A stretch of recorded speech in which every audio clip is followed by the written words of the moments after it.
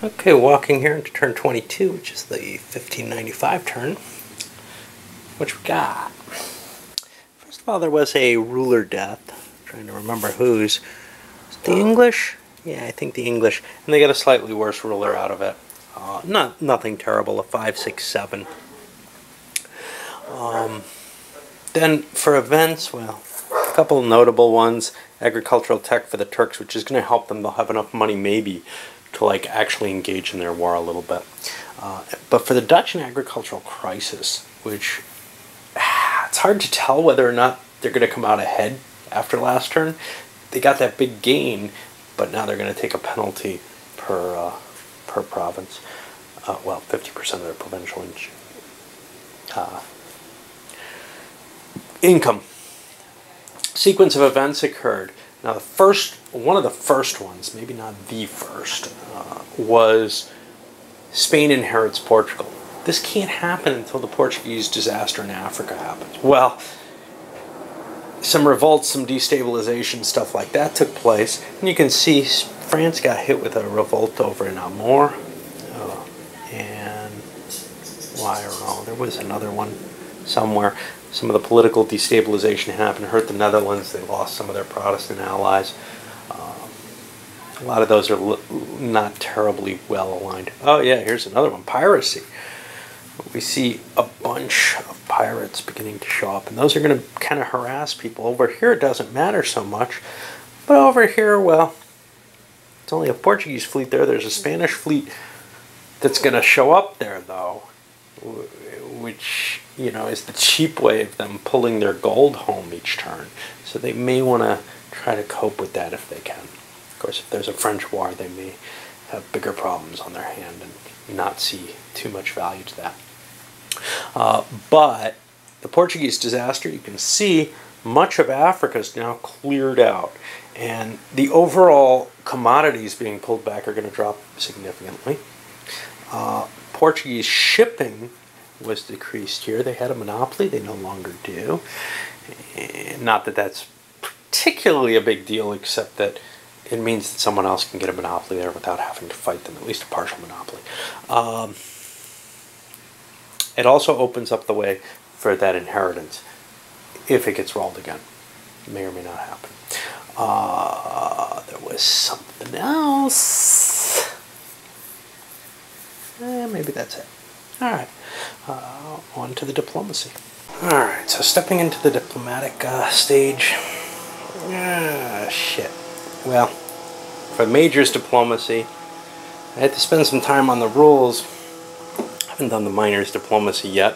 But the French, well, first of all, the papacy had fallen out of the Spanish sphere during that destabilization. The French are going to declare war on the papacy.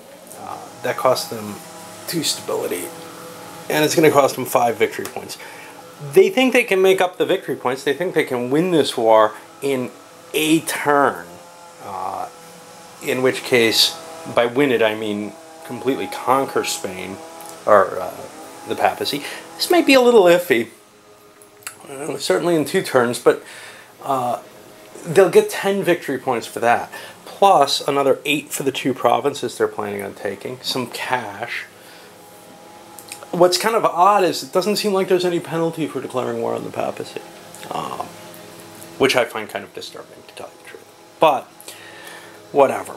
But France is kind of showing at least one other power, the Netherlands, the route to gaining more territory. Usually in this game I haven't been expansionist with anyone, but the Dutch do have places like Hanover and Hesse next to them that they could strip a territory from without it being an issue. Not quite as easy as the papacy in either case. Both of these have an army, so you could lose, which is a difference. The papacy is very, very weak. Alright, well, I'll do the minors and come back probably after the administrative stuff. Well, I did come back for because there was some interesting action going on. In specific, I didn't spend that money. The Dutch were considering a heavy expenditure on the Prussians, but their diplomacy value isn't high enough to really warrant counting on it giving them anything. The British don't have a bad one, though. They're in the medium range. So they went for targeting France here because they're worried about Calais, to tell you the truth. Venice and Savoy, and they ended up pumping both of them up. Savoy they already had a relationship with, but Venice, well, with Milan in place, Venice doesn't seem like a bad additional threat to put into play. So they got alliances with those, and that makes it very likely if they go to war with France that they'll have those Italian states join them. The French, on the other hand, also are a little interested in a war with England, eventually. So they went for Sweden and got them as a ally, a full entry and war participant, which is a powerful position. It means the Swedish army can largely be used. The French do need to try for Scotland, though, at some point. Like in most of these spreadsheet empire builder economic games, think of something like Stellar Conquest. One of the best ways to determine how somebody's doing is take a look at what their income is each turn. Now this turn, England 594, France 426, the Dutch 508, and then we go to the bottom, Spain 102, Turkey 71, Russia 36.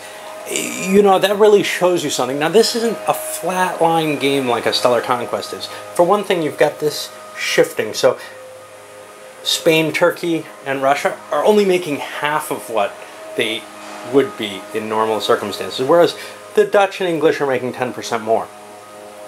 But still, you know, even if you look at the big guy there, Turkey at 171, we're looking at 340 if he was pushing towards the top, not in the 500 range that the people who've been able to do well are. And Turkey starts out with a very powerful economy compared to most of the countries. So they're kind of falling behind, and we're seeing their decline. Russia just will never take off. In fact, there was kind of a omen sitting here. We got Goodenough and Dmitry. That means we've got some bad times coming up real soon, if I'm not mistaken. Dmitry is, well, there's the false Dmitry, there's the whole time of troubles in Russia, and Goodenough seizes the throne, and this, that, and the other. So, because he was good enough. Anyway, that's kind of the worry here is these countries become marginalized. Russia always is so. Turkey, Spain is beginning to. This is a period where if Spain's doing really well, they're still okay here. But in this game, Spain's just struggling. They've had so much stripped away from them of their European provinces, and they haven't really been hitting on all cylinders in the New World either. So, to me, this is a game that's already shifted to the big three of the middle-late period, which is the England, France, and the Dutch. Now, the Dutch weaken eventually. Not so much, well, they don't get as many leaders or anything, and they don't get events going in their favor anymore particularly, but they may still be able to keep up their economics, and they may still have enough fleets on the board that their victory points seem more attractive than the Austro-Hungarians. And that's always been an issue in the game is, well, why would I switch? I'm making good victory points as the Dutch. And I mean, the only reason to switch countries is victory point options. Well, the Habsburgs have the ability to affect the world a little bit more. I guess that's the one argument there. Of course, you need to have the War of Spanish Succession, which sometimes just doesn't seem to happen correctly. Alright. Oh no, it's the 7 Years' War and the Austrian succession that don't happen right. I think this Spanish succession always does. Anyhow, I'll get to the administrative phase. I just wanted to take a pause here to look at those numbers and really kind of highlight, because that's how much influence you have on the board. That's how much you have to invest in later income, and that's how much you have to build up your armies and fight these wars. Granted, some of the countries pay more for their armies than others, but, you know, in a lot of cases, the countries that are expected to be big, something like France, doesn't pay a lot for its armies. Okay, well, the purchases and such not are done. Dutch are planning on focusing very heavily on exploration this turn. They've fallen far behind. Likewise, the English are pushing their exploration, and they've built more ships for Cavendish there. They do not have a leader available, actually. He's over here. No, that's Cavendish, Granville. Cavendish is the leader who could have gone and intercepted the Spanish gold fleet, but he can't intercept the actual gold fleet, which is what the Spanish are going to do. By the way, Veracruz is up to a full 6-point colony, which means it no longer needs to pay for its fortification. It's got a free 1-point fortification there. So I got to dismantle that. But the Spanish have a piracy problem. They didn't have enough money to build a navy, so they're going to have to ship that thing, and nobody could touch it if it was traveling as the galleons in the fleet. And what else do we have? Oh, well, the French obviously are prepared for their war with the papacy. They bought a mercenary for it. The Russians have a little bit of money. Some people went into default here on their loans. National loans, good idea. Clear out, Turkey I think is one of them. Clear out some of their debt in a way that they're able to have enough cash to deal with the Persians. For the most part, this is going to be a pretty quiet turn, though. We've just got the minor wars going. The Polish one, which I don't think is going to be too enthralling. The Russians still don't have a lot of money, but maybe they can break Poland and reduce the odds significantly. Poland's hard to convert, though. Right now, they're sitting at a -6. Which means they need to at least give something to have a chance. And they're sitting at -3 on their stability, so eventually they're going to have to give a good deal to Poland, basically an unconditional surrender if they can't turn this around somehow. The Turks similarly would like to get an advantage on the Persians and maybe get out of this without paying heavily. I think they may have a minus sitting on. Nope, they don't. Russia has 1, which means they have 2 more turns because they're special. They're so barbaric, they don't mind losing for being miserable for as long. But yeah, most of the powers are kind of standing out of this. All right, kicking things off. Let's see what we got here. Turks repulsed Abbas, but he set up a siege with some extraneous troops down here in Georgia. The Poles have completely wiped out the Russian army, and pretty much will be free to do whatever they will and conquer as much of it as they can only take 3 provinces. So that's kind of the loss. But here, at this point, Russia's just saying, I can't keep doing this. I'm just losing and losing. I'm not moving forward here. Although it's kind of not quite too late. They're still going to get to colonize with Yarnak once, but, they're just in no position. Let's see. English and Dutch exploration. English pushed forward. Dutch slipped up here so that they could grab the coast of Chile. And that's going to put them in a position where they can actually use, say, their good conquistador here, Cohen, to make an attack on the Incas. It's not as easy as the Spaniards' attack, but it does put some additional pressure if they can build a colony there. They also sailed down here and investigated a Portuguese ex-colony at the Congo, but they lost Barents doing it. He successfully found it, but now he's got to go back, or his fleet's got to go back, and, well, I probably want to wipe out that fleet there. Even on those pirates, yeah, I can't take them out. Just thinking, nobody else is down here. All right, on to the next round. There was no chance of a failure for the round. We'll put that Russian up there where maybe he'll do some good. Not all that much has changed. The French are, pushing their way deeper and deeper into Italy. Not a big deal there. The Poles likewise eviscerating Turkey. Ooh, forgot about the Spaniards there. I've got to take care of the Persians and see if they do something, because they'd like to take something from Turkey.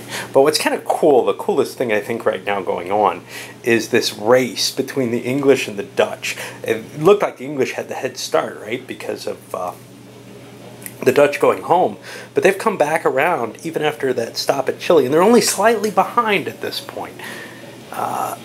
They've also got a slightly better leader, so they can, since they go after the British, they can pace themselves and push an extra space at some point or another, just putting extra pressure on the British. It's kind of cool. I've not seen a racing chase like this happening before in the game, I think.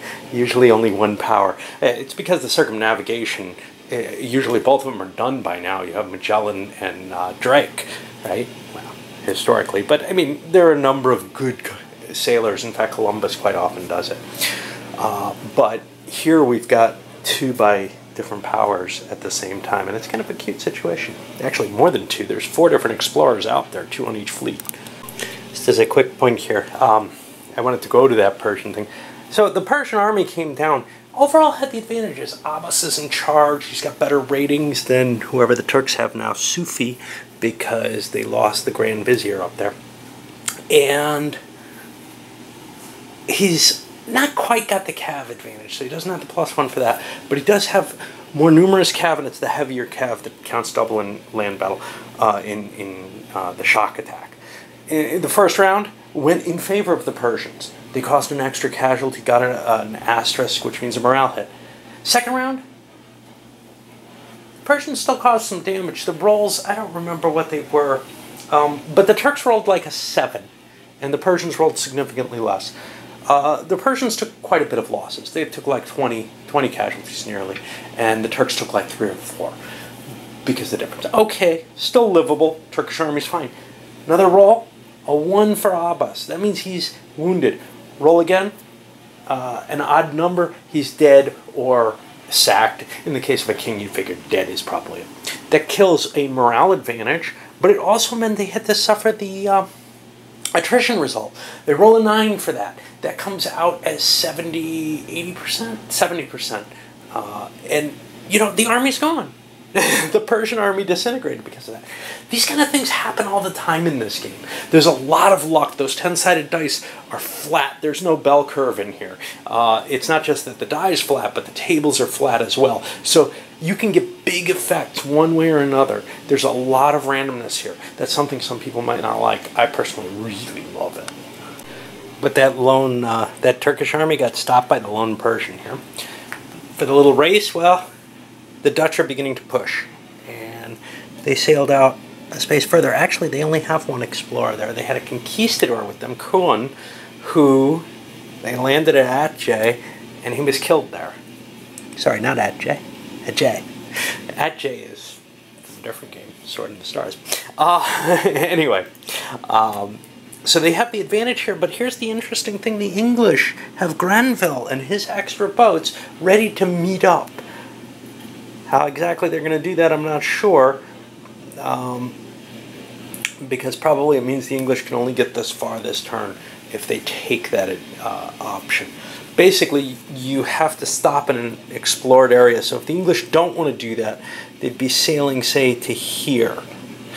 Now, they already know the sea beyond there, so then they can just go home from there. So they may just shoot over this way and let Grenville do his own exploring and miss up on them. And continuing on, the Persians finally got wiped out. The Turks set up their siege, but it may be too late. It's late in the turn. French siege going pretty well. In fact, Romagna's fallen already. Poles have moved into Moscow to lay siege. They're causing some serious hurt on the Russians. If they capture everything they're holding, they force a surrender no matter what the Russians want. Over here for the race, though, this was kind of exciting. The English under, who's it, Hudson now. They made that attempt, bong bong. That would have gotten them to see that they know and been able to just travel home automatically. Well, they failed. And failing here, they had no known seas that they could go back to. This wasn't published yet. This is where Granville just explored. So they had to go all the way back. Hudson made it back with 1 ship. No circumnavigation bonus. A lot of explored territory. The next circumnavigation by the English will be easy, but the Dutch here have shot over, and they took a little bit of a risk, almost didn't make it here. They're not going to land in, this is a valuable sugar-producing island, but they're not going to land there. They need to still explore these 2 spaces, so they can't just kind of push it through easily. All right, but it looks like as long as the Dutch are somewhat careful, they have this one in the bag. The only risk here is if the turn ends at some point, and the Dutch haven't made it here, they can't go home this way, so they have to stay at sea. That's not particularly risky, but the English could conceivably just sail through all that territory they've discovered to here without any problem whatsoever. And in fact, if they discover the connection to that, they can make it all the way around. They're not pushing that chance, though.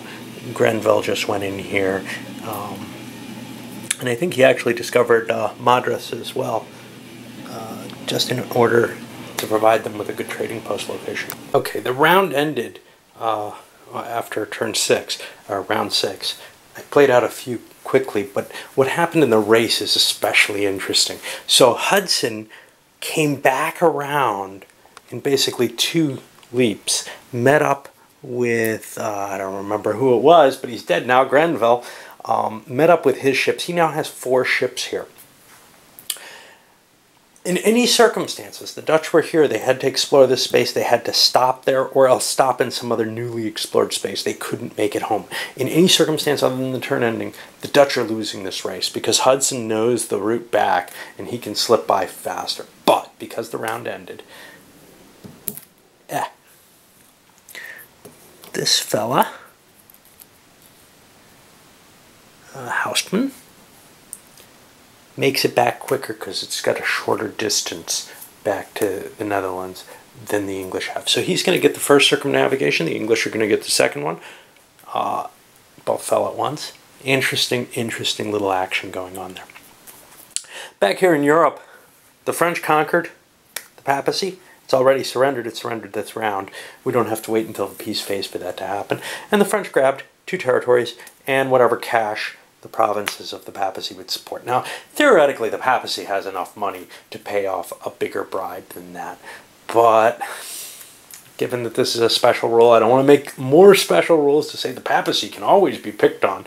I don't think that would help the game at all. The Poles are kind of hurt by this. They have a lot of sieges underway. None of them are going to be broken, but they had a lot of victory points kind of in the bank ready to be cashed. They're going to get the major surrender. I'm almost certain of that. Just as a matter of Russia can't afford to keep trying to fight this. For the Turks, they succeeded in taking Mosul, and the Persians did not take Georgia, which means the Turks are in a good position bargaining-wise. They've actually got a bonus, and they could get a piece, a white piece, I think at a 5 probably. They can get a piece of level 1 at a 7 though and gain Mosul. I don't know. Hard call. I'll have to think about what I want to roll for. And it's kind of a pity that you have to take your modifier at that time. Actually, it's kind of a pity that the game works completely differently for the miners than it does for the great powers. Oh, if you hadn't noticed during the economic phase, we've got French up there. I didn't know if anybody caught that one. All right, I'll come back after the peace phase and whatnot's done. All right, well, we're moving into 1600, turn 23. Not quite the end of the period yet. Well, Russia surrendered, giving back Smolensk, Orel, and they gave up Kazan as well. Hey, Poland's got territories they never had. This is how Poland ends up holding stuff after the division. What you'll end up seeing is this like section of stuff that's expected to go to Russia automatically, and stuff that maybe they captured from other people, just remaining even after the partition of Poland. And that's how Poland ends up as like 3 little pieces, as it did in one game that I have. I have a map somewhere. Turks ended up succeeding as well. They got Mosul. Big bonus for them. For Russia, the game is over. They'll keep playing, but you know, there's just no chance for them to recover from this. And you could say, wait, Portugal had lots of points. Let's take a look. They're at 480. They're still in the lead. Netherlands is up to 449. Now, granted, they made 50 big points there. England, 313. They made 20. But these are people who are pulling in 10, 15 points a turn off their merchant fleets. That's got to be stopped. Somebody's got to do something about that. They may compete with each other, but one of them is going to pull those big points into play. And that's where all the points are at the end of the game. Yes, you make points off your colonies and all this, that, and the other, but the biggie is getting those merchant fleets in play, and whoever dominates the sea has a huge bonus. So it kind of becomes a competition between these two, with France in the mix. France can still play in that world, and they have this huge land power, so maybe we'll see something there. But France is very interested in getting Calais. They think they might be able to do it by the end of the period, and they may be starting a war with England over it. I have to look to see if they have any casus belli. I don't think they do, which is a painful situation. We see the stability situation. Anyway, we'll see where we end up. This is a good point where I'm probably going to take a pause and rework all the incomes, because usually as I get deep into the game, and I'm a third of the way in now, yeah, that's it,